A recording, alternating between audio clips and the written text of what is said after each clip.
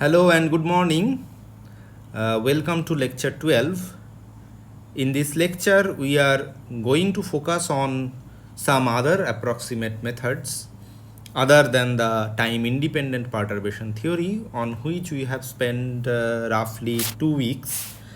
And please note that we have not discussed something in the time independent perturbation theory which is not explicitly there in this present syllabus. Those are the Zeeman effect, that is the splitting of the energy levels, hydrogen energy levels under a magnetic field, and also we did not discuss the hyperfine structure. These two topics are there in the syllabus of atomic and molecular physics, which is parallelly running with this course. Therefore, we are not discussing this in this particular course, but if you have some questions, comments, or if you want me to discuss this, then we can have a discussion on these topics separately in some other classes. Now let us come back to these approximate methods other than time independent perturbation theory. I have already told you that we physicists have a secret, and that is we are not good at solving equations exactly. I mean, this is a fact, believe it or not, but this is a fact. We usually do a good job by actually hiding or trying to hide this fact while teaching. So why am I saying this? I am saying simply this because in quantum mechanics also we have started with examples like the harmonic oscillator or the hydrogen atom or this infinite potential well, and then we were very happy and we proudly demonstrate how clever we all are by solving the Schrodinger equation exactly.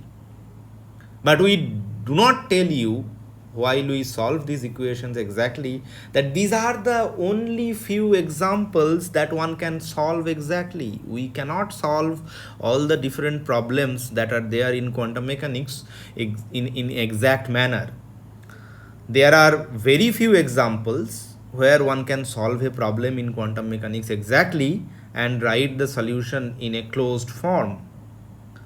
So for this vast majority of problems, we need to develop some other tools or different tools other than exact solution. So tools other than exact solution of Schrodinger equation, and one of the tools we have already seen, that is the time independent perturbation theory. So perturbation theory of course is one of these tools which you have already met with. However, please note one thing, that the perturbation theory is useful only when the problem we want to solve is in some sense close to some problem that we have already solved. This works for a surprisingly large number of problems. However, we always have to figure out some problem which is very close to the original problem given to you. For example, whenever we had been given some particular problem to solve using perturbation theory, that the unperturbed Hamiltonian is some Hamiltonian whose exact solution you always already knew. Take for example harmonic oscillator, take for example this infinite potential well, take for example delta function potential, take for example hydrogen atom. All these examples that I am just mentioning to you, we have seen in the last 2 weeks that most problems that we have solved in this time independent perturbation theory framework are basically the problems where these Hamiltonians were used as the unperturbed Hamiltonians. So this is kind of a drawback, because you have to know exact solution of some problem, and based on that you built your solution for the original problem that is given to you. However, of course, There are many other problems too where perturbation theory will simply not work. In fact, it fails dismally and some other method needs to be devised. There are many such situations where your perturbation theory will not work. So those are these perfect playground of introducing other approximate methods other than perturbation theory.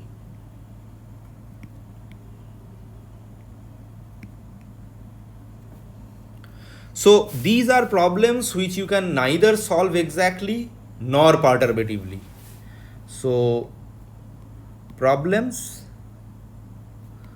that you can't solve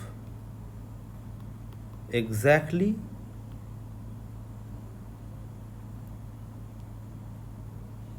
nor can solve perturbatively.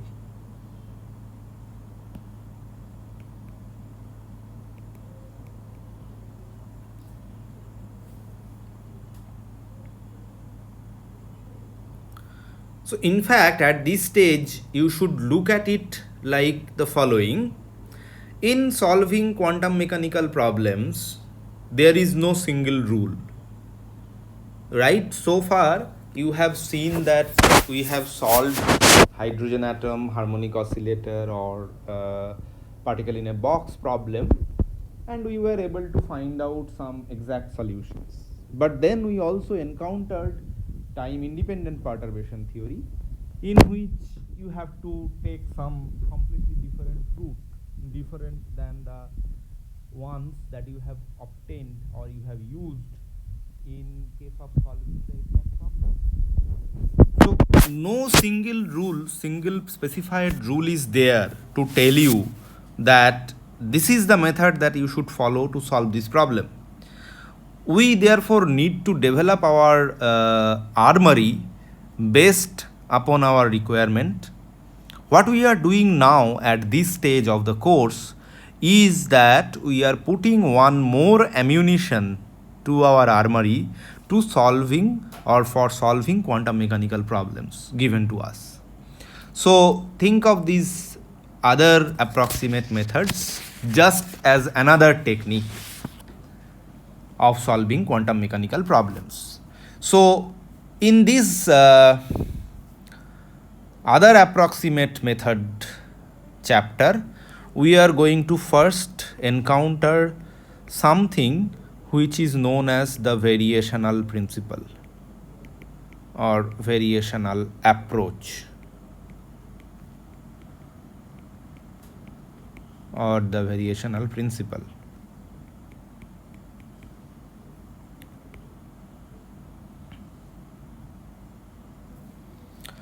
So what does it do?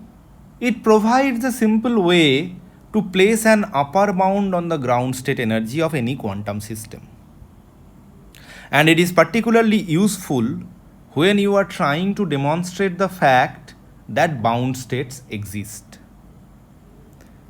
Now, hearing this, it might actually concern you that what kind of method is this which just provides a simple way to place an upper bound on the ground state energy.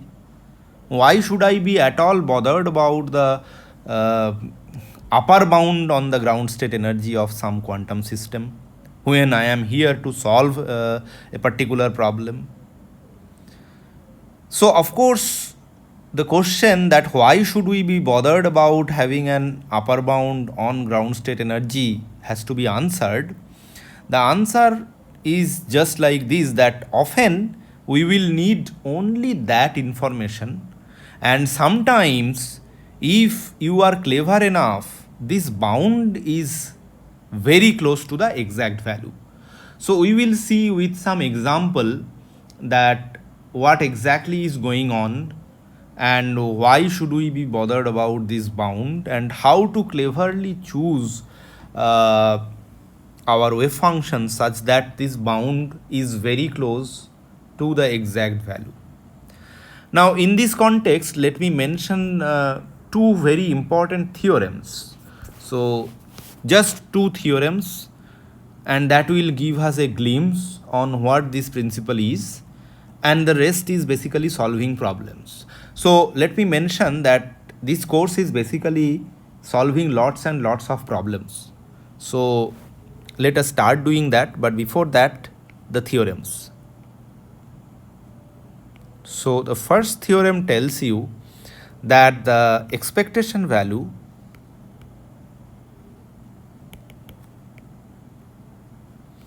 of the Hamiltonian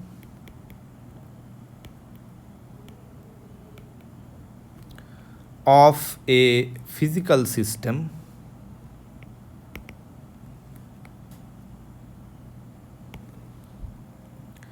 is stationary in the neighborhood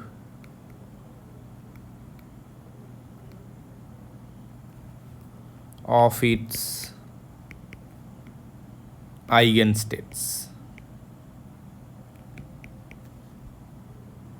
In fact, there is a name. This is known as Ritz theorem. Ritz theorem. And let us look at the statement once again very closely. It says that the expectation value of the Hamiltonian that I have been given for a physical system is basically stationary in the neighborhood of its eigenstates. What does this neighborhood of its eigenstate means? What do we mean by stationary? Will be very clear as we try to prove this theorem. So let us start proving this theorem. How to prove it? So we start by assuming that this ket psi is the state in which we are evaluating the expectation value of h. So suppose we are being given this state psi, and in which we are being asked to calculate the expectation value of the operator h, Hamiltonian h. So therefore the expectation value of the Hamiltonian operator I know how to write.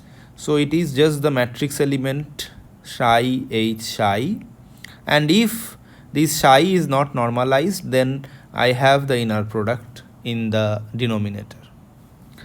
Or we can also write it as the inner product psi psi, then the expectation value of h is equal to psi h psi. Here we assume that psi in general, of course, is not normalized. That is why this factor here is present. And the next step that we take here is that let us modify the state infinitesimally. Let us modify the state ket of the system, which is denoted by ket psi, infinitesimally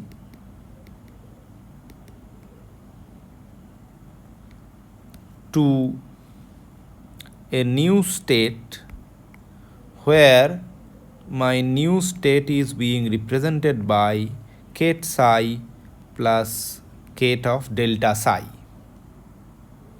The infinitesimal change in the expectation value of h should be there, therefore, because now I have changed my state in which we have taken the expectation value of h to ket psi plus ket delta psi. Therefore the expectation value also will change. So let us see how we can calculate this change. So for that we take this equation and we take the delta of both sides. That means we write it as delta of psi psi and then the expectation value of h. How should we write this thing? We should be writing this as delta psi psi and then h plus psi ket delta psi, then expectation value of h. Then we have inner product between psi and delta of h.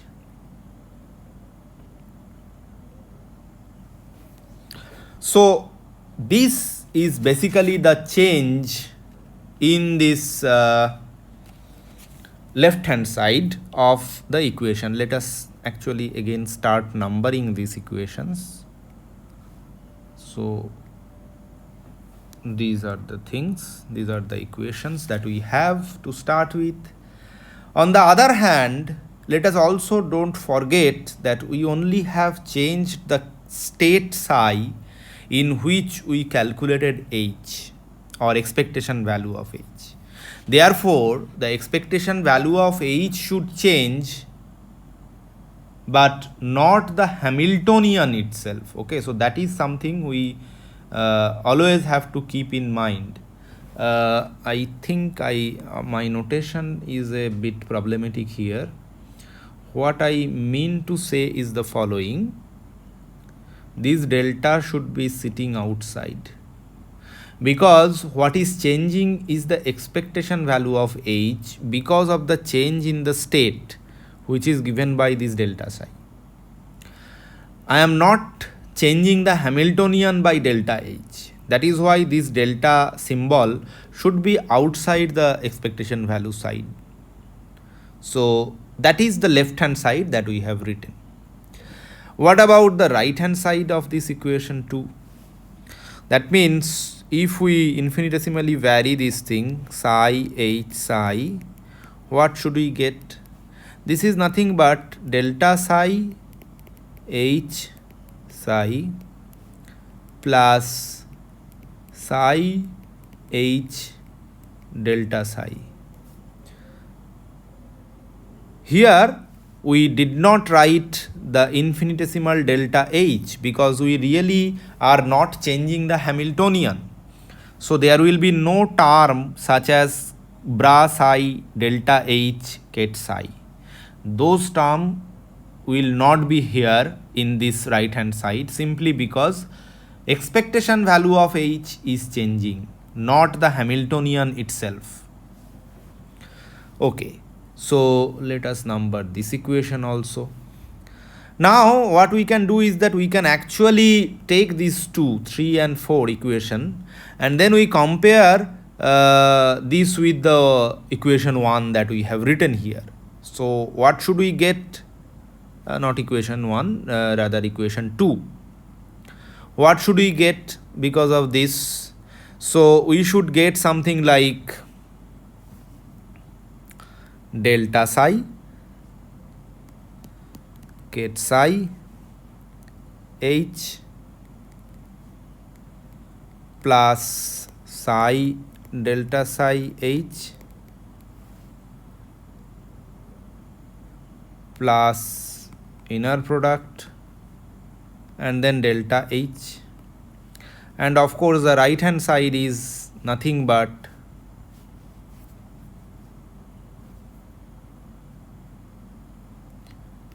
delta psi h psi plus psi h delta psi. Now we can also rearrange the terms. Let us keep this term on the left hand side of the equation, delta of expectation value of h, and therefore on the right hand side we have bra delta psi, and then we have Hamiltonian minus expectation value of the Hamiltonian, then ket psi. Similarly, the second term will be something like ket psi, bra psi, then h minus delta,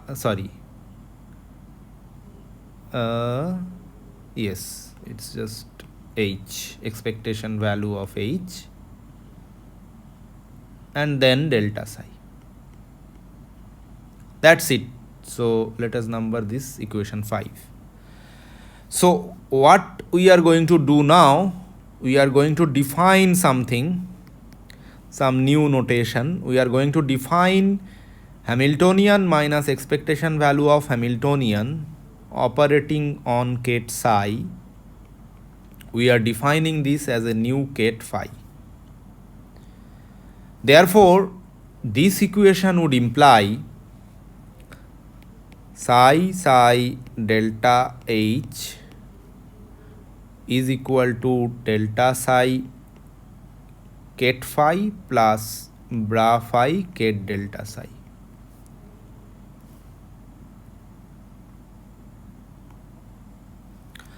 Now this gives us the conclusion that the expectation value of the Hamiltonian H in the state ket psi will be stationary. That means stationary means therefore this thing should be equal to 0. This implies stationarity condition. Okay, so it is possible only if delta psi phi plus phi delta psi equal to 0. So this left hand side will only be 0 or stationary if delta H is 0, delta of expectation value of H is 0, which requires the right hand side to vanish, and right hand side vanishing means this equation has to hold, and this equation as usual we know it's nothing but real part of this object, this inner product phi delta psi equal to 0. So this must be true, this must hold in order that expectation value of the Hamiltonian be stationary. This is required. In particular, it must be true if it must be true if we write ket delta psi as some epsilon ket phi, where epsilon is some infinitesimal real parameter. Infinitesimal parameter and also real. So in particular it must be true if this happens, delta psi is written as epsilon phi. So this is my equation number 7 and this is equation 8. Then in fact if we write delta psi in this manner, what does my equation 7 look like? How does it look like? It basically looks like phi delta psi equal to epsilon phi is equal to 0. But what does this mean? The norm of the state phi must be 0, which in turn implies that phi is a null vector, right? So that is the conclusion. Phi must be a null vector, and if phi is a null vector, what was phi? Phi was nothing but, we have defined it somewhere,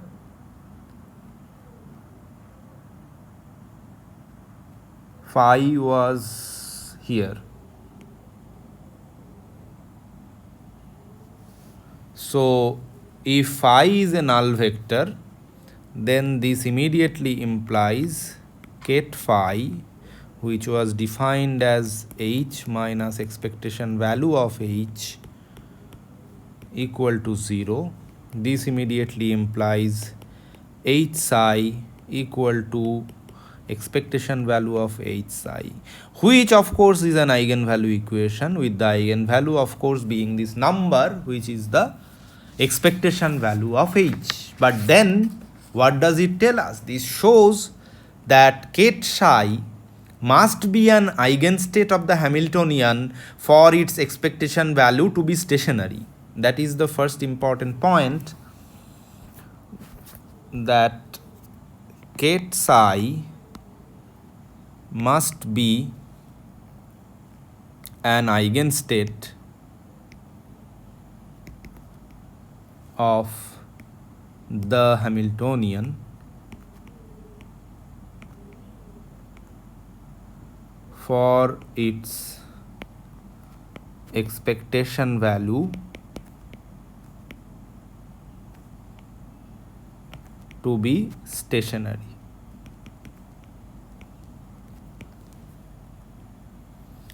And this of course proves the theorem that the expectation value of the Hamiltonian is stationary near its eigenstates. So we have proved this theorem. But now there is another part to this discussion, that if you now assume that the state in which the expectation value is evaluated is not an exact eigenstate. So what I am saying is the following. Suppose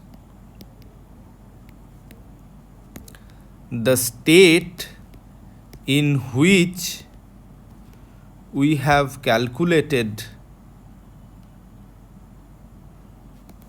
the expectation value of H is not an exact eigenstate.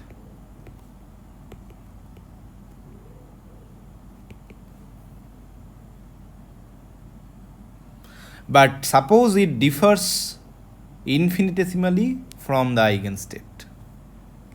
So that means, suppose I am writing the state ket psi as psi n ket plus epsilon psi n plus 1 ket, where of course, like previous case, this is an infinitesimal real parameter. What are psi n and psi n plus 1? Psi n is an eigenstate of the Hamiltonian. H with eigenvalue En, and psi n plus 1 is also another eigenstate of H with eigenvalue En plus 1. Suppose this is given, then what is my expectation value of H? As usual, we should write it as psi H psi divided by inner product psi psi. But we have written this ket psi as ket psi n plus epsilon ket psi n plus 1. So this is going to be written as psi n plus epsilon being real, we should write it epsilon like this, and then we have H, and of course then we have again ket psi n plus epsilon ket psi n plus 1, and then you divide by psi n epsilon psi n plus 1 and inner product with psi n epsilon psi n plus 1. So this therefore becomes, we know that this is psi n plus epsilon psi n plus 1, but H acting on psi n is giving us En psi n. Similarly, H acting on psi n plus 1 is giving us En plus 1 psi n plus 1. And of course in the denominator we will have inner product between psi n's, and then we have epsilon square psi n plus 1 psi n plus 1. The cross terms like inner product of psi n with psi n plus 1 is 0, because these are the eigenstates of the Hamiltonian, therefore they are all orthogonal. So this we can write as En, of course, there will be terms like brass En, En, ket psi n, but En is now just a number, therefore psi n is 1 because it is normalized. So we will have psi n, En, so just En remains. Similarly, epsilon square En plus 1 will remain, no other terms will remain from the numerator. And in the denominator, of course, we have 1 plus epsilon square. So we can basically approximate this by En into 1 minus epsilon square, and then the second term remains as epsilon square En plus 1 only, because if I multiply with 1 plus epsilon square inverse, that means 1 minus epsilon square, then there will be a fourth order in epsilon term which we are not using. We are just keeping up to order epsilon square terms.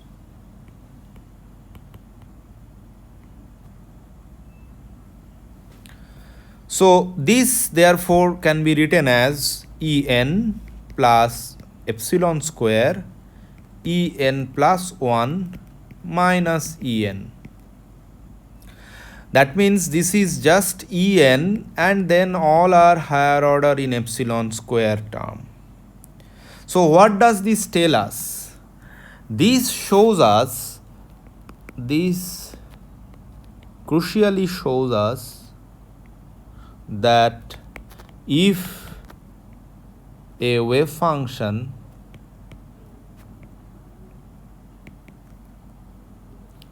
differs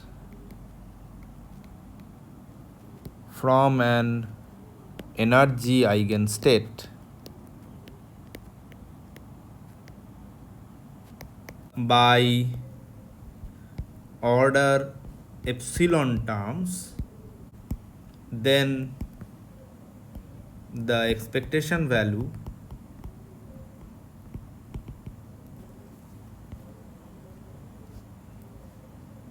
of the Hamiltonian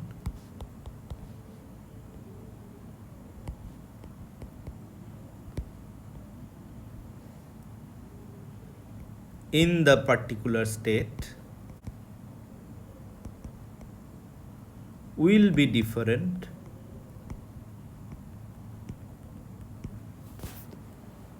from the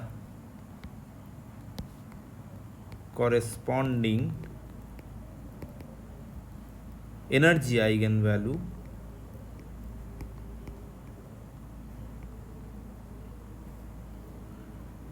by order epsilon square terms, which is very interesting.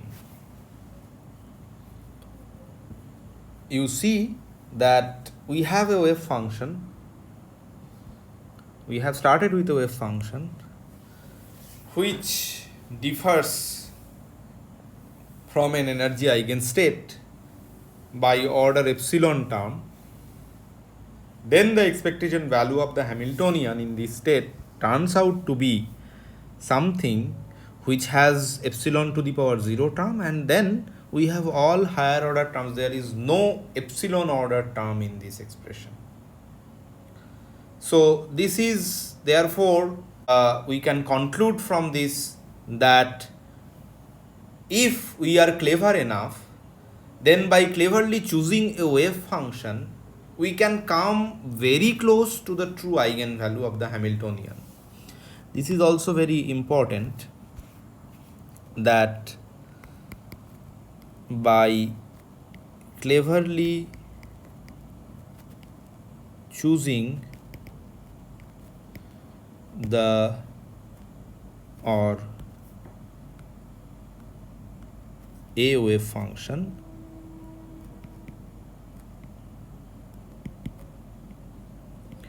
we can come very close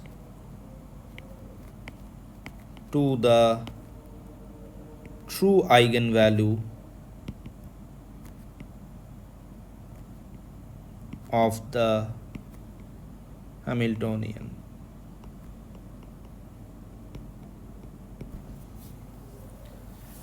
So let us come to the second theorem in this context. This theorem tells us that the expectation value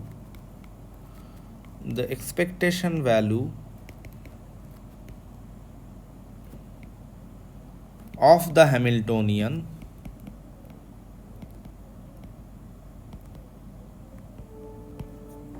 in an arbitrary state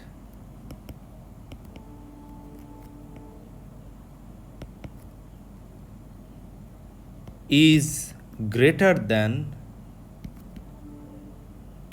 or equal to the ground state energy.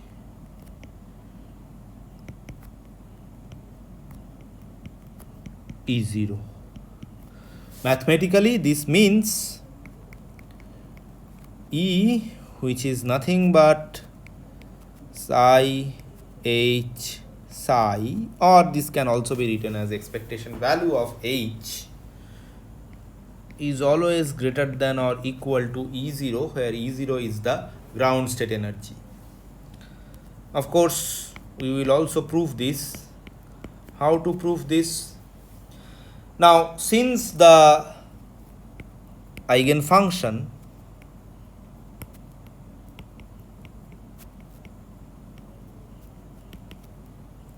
of h, which is unknown, basically the eigenfunction is unknown, so the eigenfunction of h form a complete set. We all know that by now.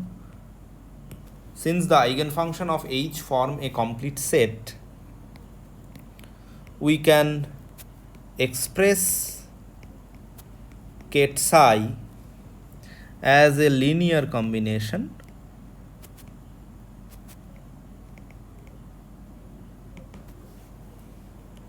of all the eigenfunctions of h.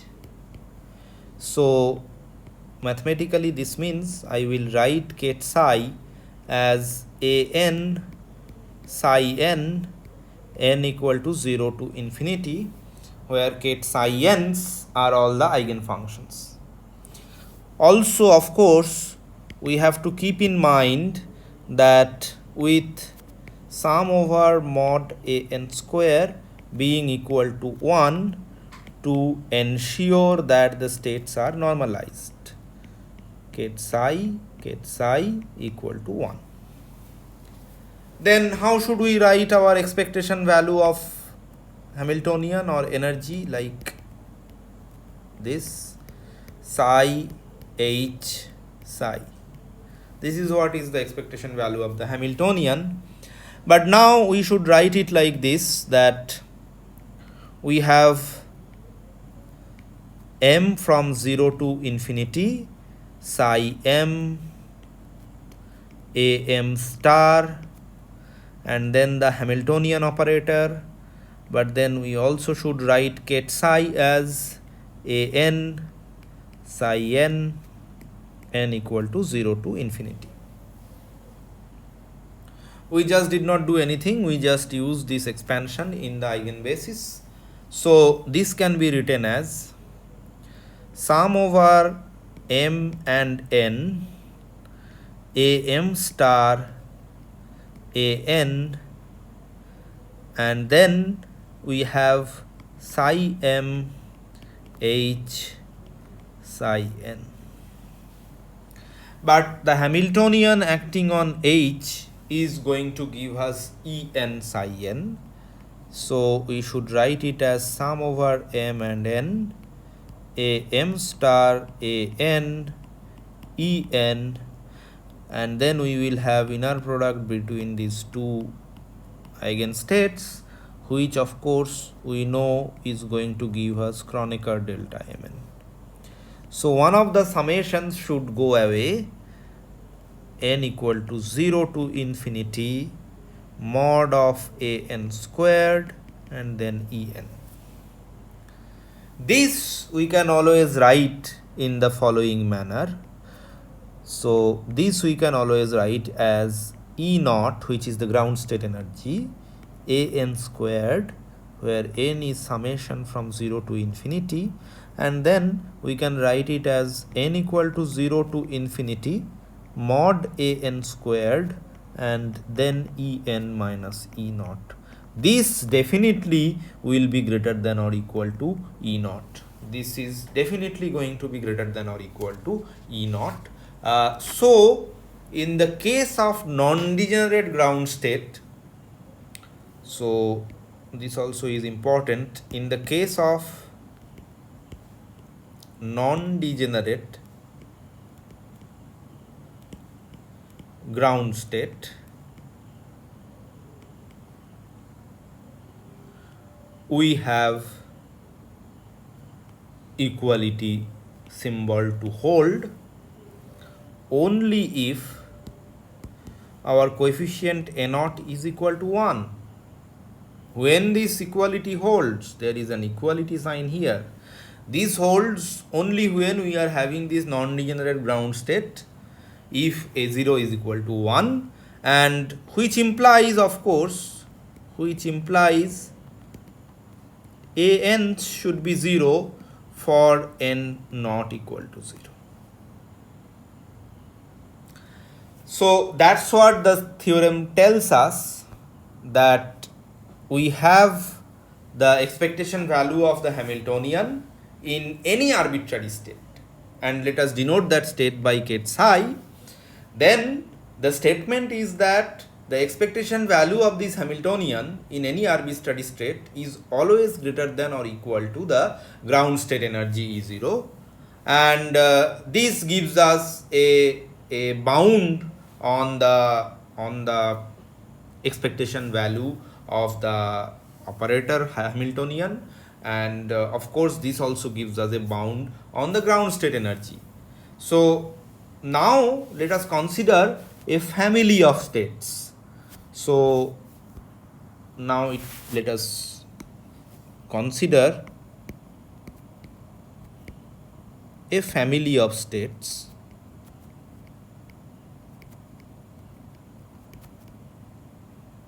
which we denote by ket psi alpha. So this depends on some number of parameters, alpha I say. Okay, so these states are all basically changing and depending on this parameter alpha i's. If we like, we can relax our assumption that the states are normalized. So far we were assuming that the states are normalized. Now let us say that we do not impose that a priori. So we can write this as E alpha as psi alpha H psi alpha divided by psi alpha psi alpha. And this is sometimes called the Rayleigh-Ritz quotient, and we still have E alpha greater than or equal to E0. So let us understand what is the difference. So here everything was discrete. We have taken all these states and we have these discrete things, an, psi n, ket psi n, and n runs in integer values from 0 to infinity. Now what we are doing is that we are assuming that we have a family of states which depends on a parameter which is denoted by alpha I. This may be continuous, this may be discrete, and this is therefore going to give us, and we also have relaxed the assumption of the normalization of the initial state, and we just have this E alpha which we can write in the following manner. And the claim is that we can still have E alpha which is greater than or equal to E0 for all values of the parameter alpha. Now, of course, you should ask, how should we get a bound on the ground state energy from this? Of course, the most stringent bound on the ground state energy comes from the minimization condition of E alpha, or minimum value of E alpha over the range of alpha. So this of course obeys this equation that del E alpha or del alpha I evaluated at some alpha equal to alpha bar is equal to 0. So this gives us the most stringent bound on the ground state energy. I will come to one example which will make everything much more crystal clear. Even if it feels like very difficult, this is actually very easy. So the ground state energy comes from this minimization condition. This of course gives us the upper bound that E0 is less than or equal to E alpha bar. So you evaluate this object at this point alpha bar, and what we obtain is basically the condition that E0 is less than or equal to E alpha bar. Now the variational method, one thing you always have to remember, it does not tell us how far above the ground state E alpha bar exists. This the variational method will not tell us. It would be much better if we actually could get a lower bound for E0. So this gives us the upper bound on the ground state energy. It would also be very useful to have a lower bound on the energy, such that we can actually say for sure that the ground state energy lies within a particular range, right? Because this is just one upper bound. There must be some lower bound on the ground state energy. Now the question is whether such a lower bound exists. Unfortunately, for particles moving in a general potential Vx, we know that the lower bound that is known is the following: E0 must always be greater than the minimum of the potential, right? So that's what we already know. Suppose we have a potential like this, then for bound states we cannot go below the minimum. So we cannot come here, or particle energy cannot be here. It always have to be more than the minimum of the potential. So that could have given us a consistent lower bound on the ground state energy. But what is the problem here? The problem here is that we are often very much interested in the potentials which goes as minus 1 by r. This of course has no lower bound, and therefore this criteria of getting the lower bound always does not work, or always is not very useful. So despite these limitations,